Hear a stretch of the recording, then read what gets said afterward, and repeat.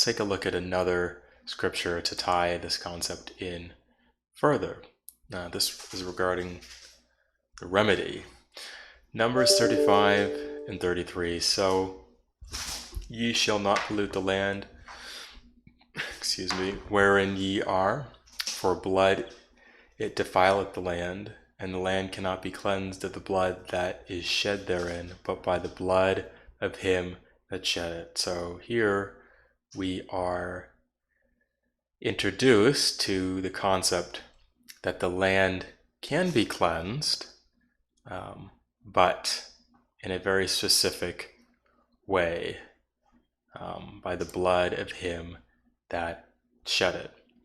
Now, also posit, again, as I referred to in previous lessons, our bodies can also be cleansed as well.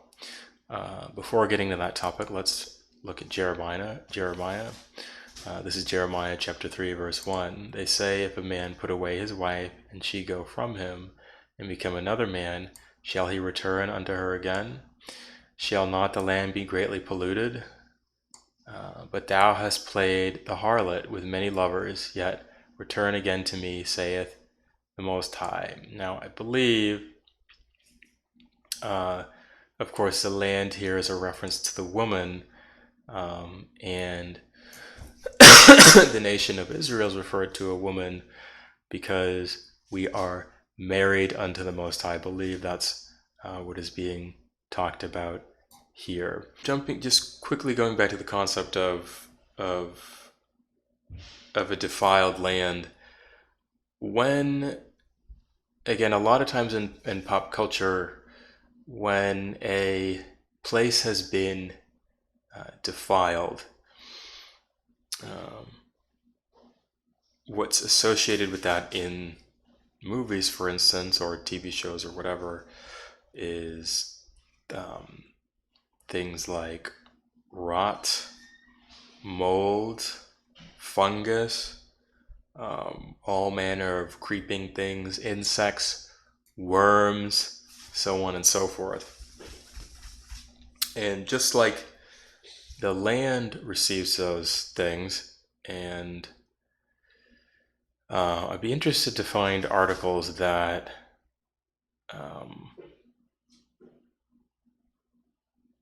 support that phenomenon. Of course, in fact, it makes perfect sense for so many different reasons, but I don't want to move into that right now. But the same thing, again, the same thing happens with our bodies. Now, if you want to clean your body, it's actually very, very simple. It's done through faith and the renewing of our minds. And as I mentioned in the previous lesson, the more your mind is focused on certain types of thought and the more intensely it's felt, the greater an alkalizing effect it has on the human body. And that alkalizing effect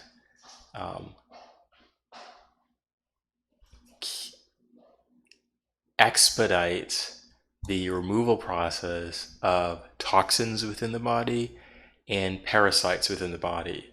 And the stronger that's felt, the stronger the body becomes, and the better able the body is to heal itself. Now, if your faith is not strong enough to do this, and I would posit it takes a tremendous amount of faith. I wish I was there, but I certainly am not there yet. There are other ways to do it, more carnal ways to assist yourself in removing the physical defilement from your body, the physical defilement of sin in the form of these parasitic organisms. To get a scripture on that is 1 Corinthians 7 and 31. And they that use this world as not abusing it, for the fashion of this world passeth away. Although ultimately we don't want to abuse the world by relying solely on these carnal methods to cleanse us, it is something that can facilitate not only our physical healing but our spiritual as well. As I alluded to in previous lessons, the physical manifestation of that sin also interferes with our spiritual connection with the Most High. So if you're blocked off, so to speak, in that spiritual regard, then using these carnal means may be the best option that's available to you. And subsequently, then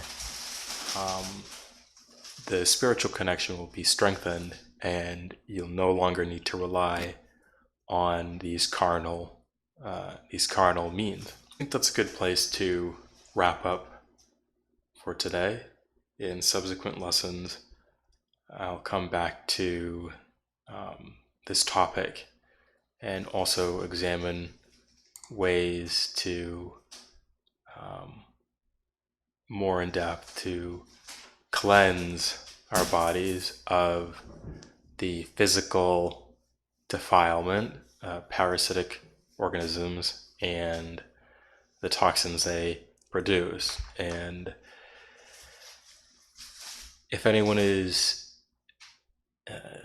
new or just jumping into this lesson, those parasites and toxins,